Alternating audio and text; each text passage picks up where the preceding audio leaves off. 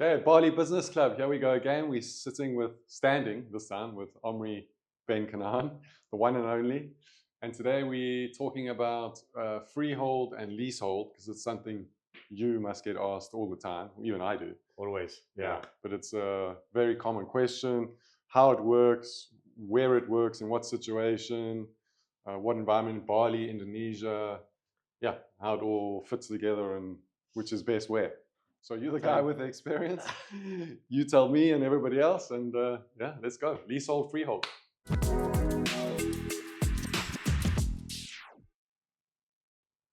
Hi everyone, thank you, Gawain. Yeah, you're right. This is a question I'm asked constantly, and what's great about doing this podcast is that it's going to save so much of my time. Now I can just say, click here if you want the answer, and not spend half an hour explaining to everyone. So it's not going to be a long podcast. We're going to talk about the differences, very briefly about the differences between freehold and leasehold. If you're interested in knowing more about the technicalities of what's a freehold, what's a leasehold, what are the taxes pertaining to one, the buying condition, purchasing condition, and so on and so forth, you can click on the link below, and it has a podcast we did with Ibu Semilia Sosila, our notary, and lots of great insights on that, on all those legalities that I'm not going to address now. So, okay, let's dive right in. Let's kick it off, yeah. All right, so quickly, let's talk stats, okay? So this is something that I didn't know up until recently, and we learned that you and I from our friend at RAID. Yeah. I never know what you want to RAID, REID, which means realinfo.id, I believe, yeah? And those are the guys doing a bunch of stats on real estate in Bali. They have the ambition to cover all Indonesia, but right now it's very, very focused on Bali. I would recommend to check their website. Lots of great stats on Canggu, on Uluwatu, on every area, most of the areas in Bali, for holiday rentals, for real estate, land for sale, blah, blah. Okay. Yeah. I think it sounds like advertising. Yeah, we've done two shout outs to them, actually. We're not even paid to talk about them, but we love them that much. Anyway, okay, so they taught us, and this is coming from them, that the volume of leasehold versus freehold in Bali was 80-20. So 20% of all transaction deals in Bali are freehold versus 80% leasehold. And that's Indonesian and foreigner combined. Okay, foreigners combined. So there's a tremendous amount of leasehold, way bigger than freehold transactions. So it is something to think about when people are deciding whether they want to invest in a property that is going to be freehold or whether it's going to be leasehold. This is something to think about in terms of when it's time to sell to liquidate your assets, whether it's built or unbuilt or whatever. You have to think that there's only 20% of the market that's interested in freehold. Yeah. Okay, let's step back a bit. Let's maybe just go into briefly for somebody who might not know, because foreigners, especially Europeans and Americans, especially, don't work with leasehold at all. Yeah. So what is the difference? Okay. So very quickly, a leasehold, so a freehold. So we are talking about the technicalities of freehold and leasehold. We're supposed to briefly. Yeah. Okay, briefly. So a freehold is basically buying the property, like we understand acquiring a property in the States, in Europe. I'm French, so in France it's the same. You acquire it. It's yours for life. Your kids will inherit it when it's registered with the land office or the title deed, etc. That's freehold. Foreigners are not allowed to do that. Yeah, cannot. Yeah, against the law. That's against the law. That's against the Constitution. Actually, I believe it's written in the Constitution that no foreigner or foreign entity, corporation, for instance, can own a piece of Indonesia, like a piece of land of Indonesia, which makes sense, And I believe it's like the same in many Asian countries, actually. Okay. So that's freehold, and in freehold you have different type of titles. So you have freehold on top, and in freehold you basically have Pakai, which is for foreigner with a Kita residency permit to acquire property in their own name. So that's possible. It's freehold. So I'm a foreigner. I have a work permit here. I can acquire property and put it in my name, and that's with more or less the same condition as. But it's just a right. It's a right to put it in your name, which is over a period. So it's like a glorified leasehold, really. It's glorified leasehold, absolutely. Because the hack paquet is a period of 25 years only, extendable twice. So 25 years, extendable once 20 years, and another 25 years, which is a total of 75. 70 years. 70 years. There you go. Okay, great. Close enough. Next time you'll take this, yeah? So 70 years. So hack paquet 70 years, at the end of which, who knows what happens? No one does. Nobody's ever gotten there. No one has ever gone there. So there's no actual well-defined law that says what happens after. So it's really at the discretion of the land office, the BPN. Okay. So no precedent, really. There's no precedent. Yeah, absolutely. And the equivalent of the hack paquet for companies is the HGB, Hak Guna Bangunan, HGB. Everyone has heard of that, yeah? So when you have a company and you want to buy a freehold, acquire a freehold, this is what happened. Your freehold held by a local Indonesian person becomes, when acquired by a company, it becomes a HGB, HGB. So Hak Guna Bangunan, which is basically a right of use for a company. And it's like Hak Pakai. The terms are 30 years plus 20 years plus 30 years equals 80. Nice. Yes. Okay, 80 years, yeah? Good job. 1 point. So, and at the end of those 80 years, what happens? No one knows. No one knows. Yeah. So some BPN would say, and the worst part of this is that most of the notaries don't even know. They don't know that we don't know. That's the crazy part. Well, I don't think anybody knows, so nobody knows. No one really knows because it's not black and white, you know. So it's all up to interpretation. So some notaries and some BPN will say, yeah, it's okay, you can extend, and some will say we don't know, so we're not going to say yes, you know. And the problem is, like, when if you go to see a notaries, and this is very important, guys. If you go see a notaries, even they don't know what do they do, notaries? They take a phone, they call the BPI and say, okay, so we have this company and they're doing a hack paquet, a HGB, and can we extend, yes or no? So if that land is in an area where the BPN, so the land office, is, you know, favorable to extensions, then they will say yes. So notary says, yeah, it's okay, you can extend, because their BPN said you can extend. But the guy that is at the head of BPN today is not the same guy at the head of BPN in 80 years, you know. So it's really up to interpretation. So I would highly recommend to see this, as you say, as a glorified leasehold. You have to consider it as a leasehold. So what happens is that when the time passes, so let's say you acquire a land with your company HGB today for 8 years. I mean, from a freehold person, so it becomes a HGB. So in 2 years, you will have 75 years, 8 years, yeah? And so on and so forth. So when you sublease it, so or you sell it. Well, that will be sell because it's HGB. But it's okay when you offload it, when you liquidate it, you will only pass on 78 years. If it's another foreigner. If it's another company. If it goes foreign-owned company. Foreign-owned company. So if you sell it to a local, it will. No, same thing. I think it's same thing for PTs actually. It's a HGB, yeah. But if it's a local person, then it turns into a freehold again, and then all of this is gone. So the trick is, sell it to local. So I have a land, HGB. You have a company, you want to acquire it. So on the way to you, I sell it to a local person who sells it to you, but then it's double taxed. Anyway, there are so many other reasons why leasehold is better. I don't understand people. I get it. I get the cultural standpoint. We all were, you know, born and bred and raised in countries where the acquisition of a property is the biggest purchase in one's life. Okay, most of the people around you, they buy only one house in a lifetime. Yeah?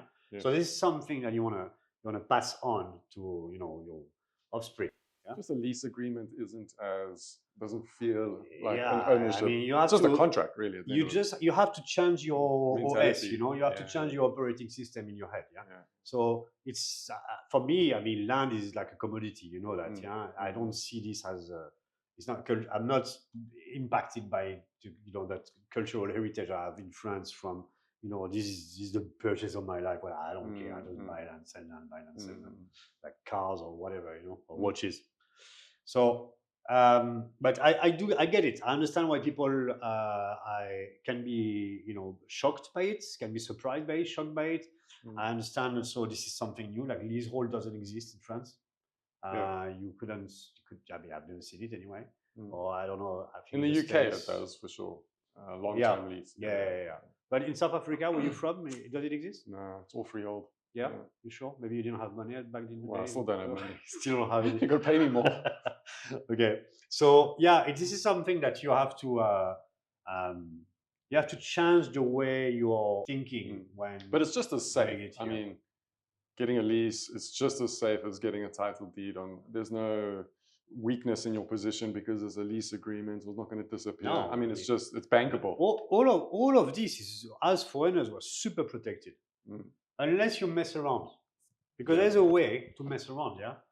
And that's, like with anything, that's the nominee, buying with a nominee. So what people used to do, much less now, because opening a PMA is a foreign-owned company, and doing this HGB scheme is much easier than back in the day. Back in the day, opening a PMA was something crazy. For some PMAs, you had to flew to Jakarta to meet a couple of committees and prepare, come with your homework. Why do you opening a PMA? What are you gonna do? What's your business plan? Blah, blah. That those days are gone.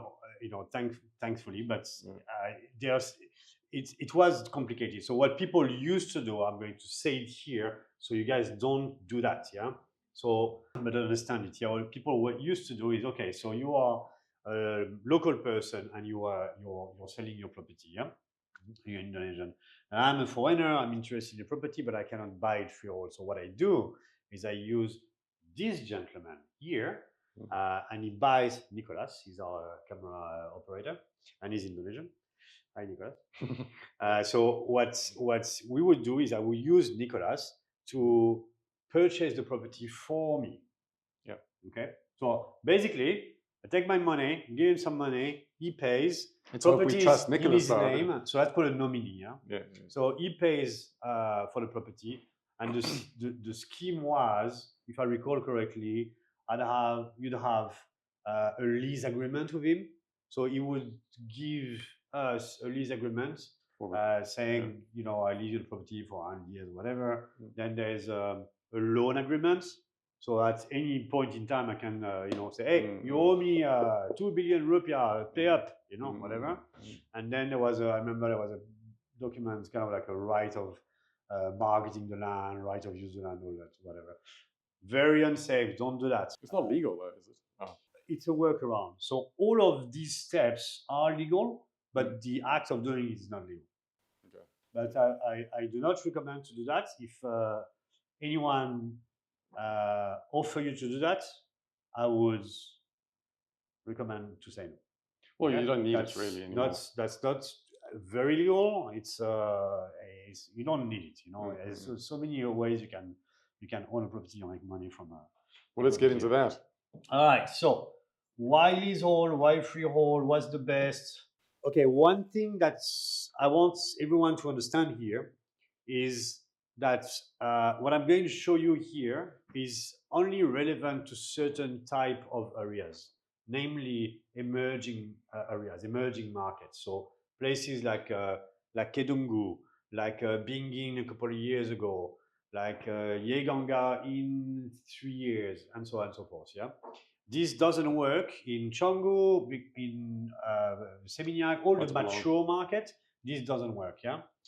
There's a lot of other areas, or like very, very tiny little niche areas within other areas, and we cannot name them all. Yeah. So basically, just to understand how this works, let's see what happens with land price escalation over the course of years. So land is always the same price. Yeah, we've seen that graph before. Yeah, on those that have watched our other podcast, we've seen that setup and that graph. So I'm just going to reproduce it and comment along the way so we understand better. So in Bali, land is always more or less the same price. It's 3 million, around 3 million per area for leasehold per year, and equivalent to 250 million. So 3 million per area per year. This is leasehold, and freehold is 250 million per area. Yeah, and the price is like this and stay on forever and ever and ever and ever. And then there's an uptick. Something happens. People get interested in the area, and it goes up very fast, up super fast, like Kedungu today.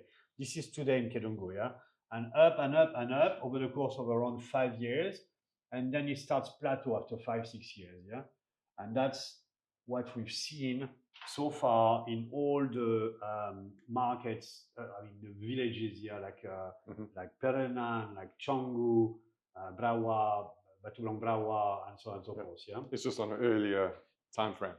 Yeah. So today, where's today? Today is here. Hang on. Let me take another color. We make red so we can see it well. Yeah. So this is again 3 million per area per year leasehold, and 250 million per area freehold. This is when it's even lower than that. Sometimes 150, you know, but more or less, yeah, give or take, yeah. An aura is how big? An area is 100 square meters. So 10 by 10. Well, it can be 2 by 5. True. Oh, sorry, yeah, 20 by 5. And maybe just a bit of a conversion on into USD. So 3 million is. So 3 million is around $200, I'd say, and $250 million USD, yeah. Mm-hmm. So you times it by how many aura, times it by how many years, times by 200. Yeah, exactly, yeah. And 250 million is around 1,800. I don't know. The exchange has changed lately. So, and also, let's not talk conversion too much. Otherwise, in 6 months, it doesn't mean anything. Yeah. Sure. So, as of today, this is the price. Yeah.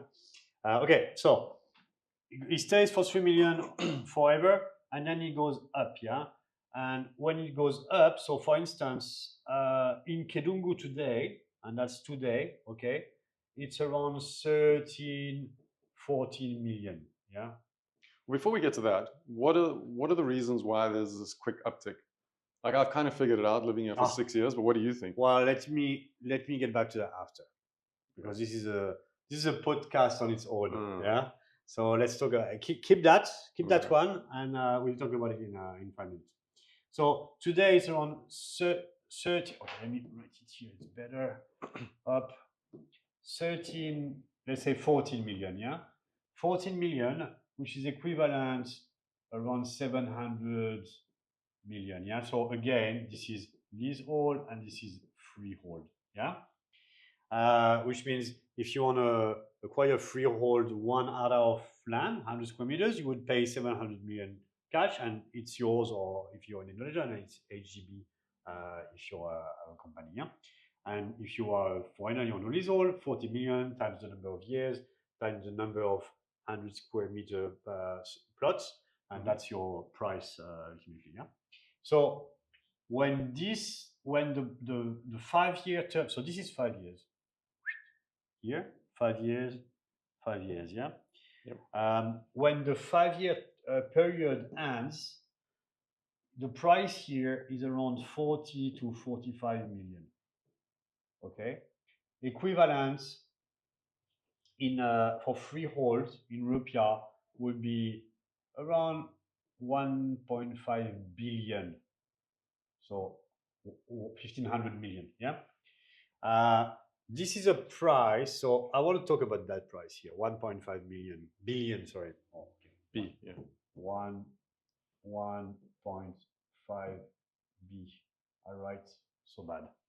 Okay, so we've noticed that over the course of so many years that we've been doing business here, as far as freehold lands are concerned, there is this 1.5 billion billion mark is kind of like a psychological cap beyond which the land price has a very hard time to jump over. Yeah, it takes a while. So it goes higher, like, if in certain conditions, in Peru and close to the beach, for instance, Yeah. But if you're very close to the beach or some conditions, or over time it goes higher, but it takes a lot of time, A prime location, and food same and here. beverage. Yeah, and same for the 40-45 million. So basically what happens here, let's change colors. Which color you want? Blue. Blue? Light blue. Okay. So let's take today as an example. Today it's 14 million, okay? So the leasehold will go today in Kedungu, for instance. Today is 14 million per per year. It will reach 40-45 million, yeah? So that's 3x. Yeah, I don't know if you want to move a little bit. Yeah, 3x, yeah? So that's 300%, okay? Whereas here, let's do it here. Oh, same. For freehold, from 700 to 1.5 billion is barely over 2x. Don't need to say anything why? more, or this is all very understandable and and self-explanatory. Yeah, it's a bit weird, the situation, like why there's the difference, but we'll figure that out. Hold on. This is because now Kedungu is all, the uptick is already like, one and a half year in, yeah. But when we hear, for instance, so remember this 3 million thing, yeah, 3 million per year. I never invest at 3 million. I never do it. I always invest at 5 million, yeah, because for me, if I see it goes from 3 to 5 in a certain amount of time, and other also factors, it's not just that, many other factors, location, other developments, so on. This is where I put my money. Yeah. The fund, when we start investing, this is where we started. So we didn't invest actually in 5 million because we only bought commercial plots, so like street front. So it was a tiny bit higher, but we're talking residential numbers here. Yeah, commercial is way higher. Commercial is this 40 million is 70 or 80, and this is maybe when we started. The first plot I ever bought in Kedungu was 7.9 million, so 8 million. Yeah. And that was a year and 2 year years and ago. a half ago. Year and a half, yeah. And it will, so 7.98 million, and we'll get to that in 5-6 years. Yeah. And now it's all around 10x. 14, 15. So 5 million, and the equivalent freehold is around 300 million. Yeah. So if you look at that, I'm going to change color again. What do we have left? White. If you look at that, so we are talking from here to here. For leasehold, we are talking 9x. And for freehold, we are talking 5x. So that's why, and the conclusion of this is very self-explanatory, that's why it's always better in emerging areas to acquire leasehold over freehold. Plus less legal headache, plus cheaper because you immobilize less capital. Makes no sense to immobilize more capital and make less money, right? Sure. So less legal headache, a bigger market outcome. When you sell your land, you have just more people to buy it, as simple as that. And you make more money. So that's it. Easy. Yeah, easy. So that podcast would have been finished if you hadn't asked a question about earlier. So what do you want to know? I suppose 9x and 5x is also, you got to hit that timing so perfectly. So why, what was the question again? I forgot. Oh, why? What are the factors involved with this rapid upswing? Okay. So now we go to the coconut law. Yeah. That's the coconut law. This is something foreigners find even more weird, the coconut law. That's weird. It's a nice story. I like telling people. So before I talk about the coconut law, let's talk about something that we've talked about at length in other podcasts. The tourism growth in Bali. So in order to understand that, you must understand one, two, three other factors. Mm. Factor number one, Indonesian governments, starting with when Jokowi came into power in 2014, Indonesian government has a very, very strong will to develop tourism in Indonesia. Okay, the number of tourists, you drive in Canggu and you feel, oh, it's crowded. It's nothing. It's nothing. It's not even. It's nothing compared to. I think France is the biggest tourist country in the world. We have 100 million. Paris is, yeah. Paris, yeah. We have 100 million people in France every year. Yeah, it's insane. Yeah, I remember Singapore was around 25 million, something 24 million. Indonesia is nothing compared to that. It's even less than that. So there's room. Indonesia is so big. It's 5,000 kilometers. It's as big as Europe. Yeah. So imagine you combine the tourist numbers of every European country and put them together, and you still have time to grow. Yeah. Sure. So there's so much room to improve tourism in Indonesia, not only on numbers again, but also on on quality. Yeah. So Indonesia has a very, very aggressive policy towards tourism. They always want more and more and more and more. And they understood before Jokowi, it was kind of organic. Yeah, Bali was becoming famous on its own. Through Instagram mainly. Through Instagram mainly. Yeah. But no, even before Instagram, I came in '94. We were in Legian back then, and it was starting to grow. But not as fast as now. Yeah, it wasn't an industry. It was, but not as crazy as it is today. So Joker really set the tone. Yeah, and now I'm sure I know Prabowo is very keen on developing the airport and all kind of other tourist development. And that's essential. I mean, otherwise you're going to have infrastructure or tourist numbers that infrastructure doesn't support, which is a nightmare. Absolutely, absolutely. And then we can talk about the metro. Yeah, not going to talk about it. I think I signed some NDAs. But there is a metro railway plan for Bali. There is a metro. So it's starting. That's a game changer for amount of. But we'll talk another time. Yeah, I'm trying to get these guys on the podcast actually. Oh wow! But it's not easy.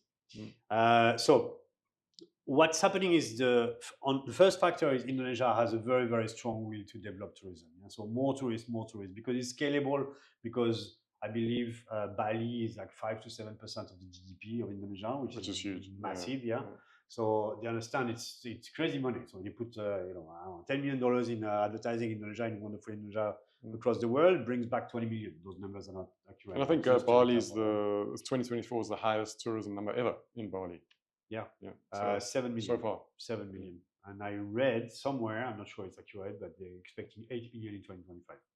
So this directly translates to this kind of upswing in property. Yeah, you got to put these people somewhere. So where you cannot, and that's where the coconut law comes into play. So you got to put these people somewhere, but where? Yeah. So any other country, you build up. Yeah. But here there's a law that's called, I don't know, it's not called the coconut law. It's called law number whatever, article number whatever, clause number whatever. I call it the coconut law. Amongst foreigners, we call it the coconut law. So basically, in Indonesia, in Bali, you cannot build above the height of a coconut, which is set as 15 meters. Coconut tree, yeah. Coconut tree, not the coconut. It's a very low building. Yeah. So 15 meters is around 4 levels. Yeah, I thought it was 3. Okay, 4. There's no limit in levels. If you want to put like 1 meter level, you can put 15. Yeah, but it's more or less 4 levels. Level 3 meters, usually. Yeah, just so 4 times 3 plus the roof, whatever. 4 levels. Yeah.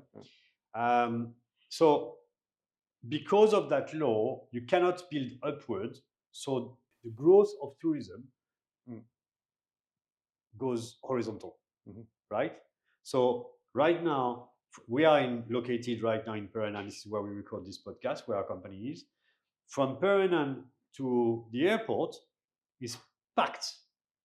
It's packed with people. So with houses and development and buildings and whatnot. Yeah. So it has to overspill that way, westward. Yeah, northwestward. So it has to. So those places, Kedungu and Yeganga after that, and Kerating after that, and even Soka and Balian and Medewi, all these places are going to develop. It's not a if, it's a when, right? And so Kedungu is the next one in line, and this is where This is why we are here talking about it, because Sure. we've invested so much money there, and then there will be another one after that, and another one after that. So how to now how to identify, because you could just follow the map. No, it just doesn't follow the map. But how do you identify when? So Because when I got a theory on this also. So it just doesn't follow. It doesn't follow just the map. It follows the surf spots on the map. Okay, so Perenan is the last surf spot. After that, you have Sese, Chemagi, Nyani, Tanalot, Kedungu. No surf spots. None of these. Some of these doesn't even have access to the beach. Yeah, Yeah. Some of these don't have a beach. Like Chemagi doesn't have a beach. Or cliff and Cliff and Tanalot is a temple. Yeah. Yeah. So Sese has a nice beach, black sand. Nyani has a beautiful beach as well, but there's no surf. Okay, so those areas will develop. There's no question about that. But when there's a surf spot, and Kedungu is the first surf spot after Perenan, it will develop faster and stronger and higher. Sure. And the surf's not bad in Kedungu either. So, and a lot of beginners. There's a beginner wave, so there's a lot of volume of it's huge. Surf trips. The place is huge. It's bigger than Canggu, or as big as Canggu. Yeah. The whole Canggu. I mean, left and right on the shortcut. Okay. We measured on a Google Earth the other day the whole large Kedungu area. So Kedungu plus Pangkung Tiba is until the end of the Ciputra development is 800 hectares. It's very big, yeah.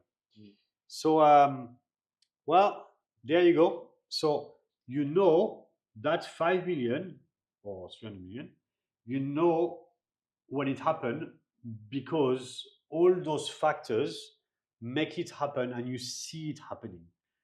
Yeah, you see development starting, couple of restaurants, new restaurants, some few construction sites, and so on and so forth. Yeah, I think this starts to happen when this one starts to get uncomfortable. What? When the area before the previous region, like say Peru, starts to get uncomfortable. Of course, this starts to happen. Of course. Otherwise, people have no reason to go there. When I moved in Perenan 6 years ago, I used to live on that little house on the street. Yeah, there was like my house was on the main street. Yeah, when I used to hear a bike a few times a day, I was like, too much noise. Yeah, that was like a few times a day. Now it's crazy.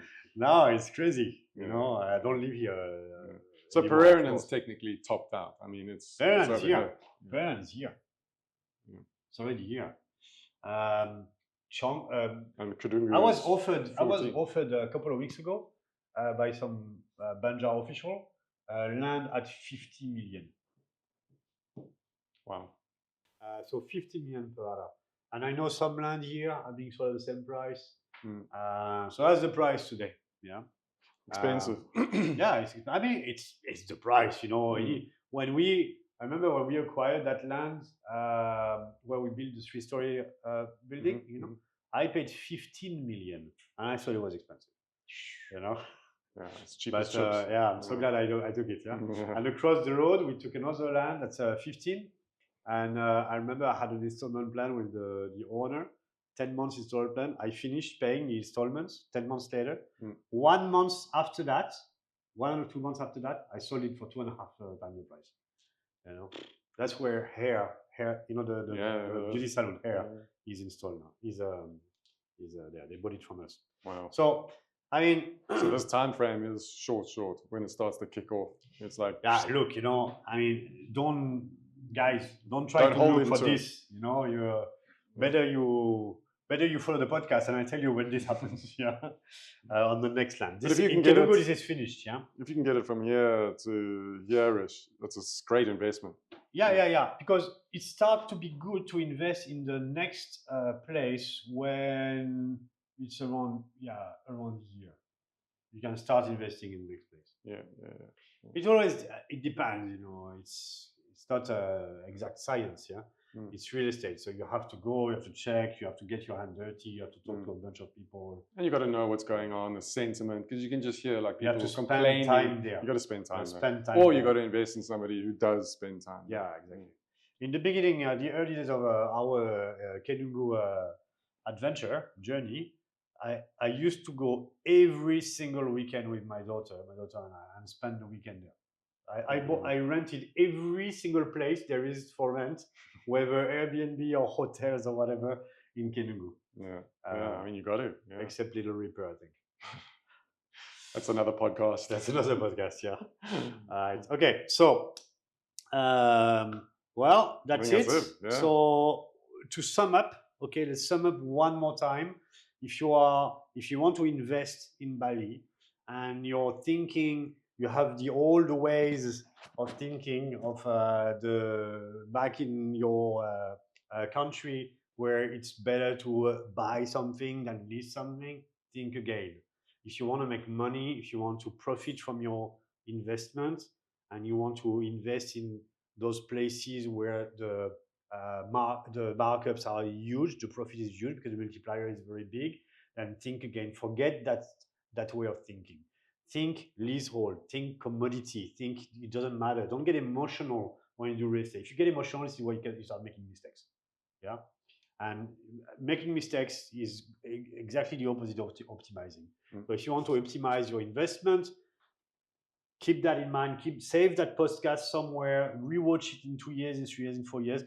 The numbers will not be the same. The years will be different here, but the principle will be exactly the same because this has been going on for years and years and years in Bali. Yeah, 30 years, 40 years.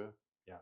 So emerging markets, leasehold. Other markets doesn't matter. If you want to invest in Changu, in anywhere else, it doesn't matter. You do whatever you want, you know. And some people have different reason, for the investment. Yeah. I'm in here for the money. Some people they want to build their dream house, or maybe even you go to Kedungu and you find this very very amazing land that you fall in love with, and it's a freehold, and yeah, just buy a freehold. No problem.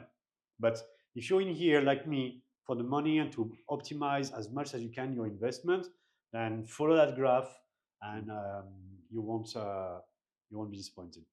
That's it. Yeah, and there's also a great podcast on how to actually negotiate the leasehold as an extension. So that's really handy to know. Now that you know the principle, you can understand how best to negotiate with the landlord and get the best deal possible. We'll put a link, so 2 links in the basement, whatever description. The notary link, the podcast with the notary, where I explain all the legalities and technicalities about acquiring a property, and the trick to do to optimize your extension negotiation. What to do? The extension clause, technically. Yeah.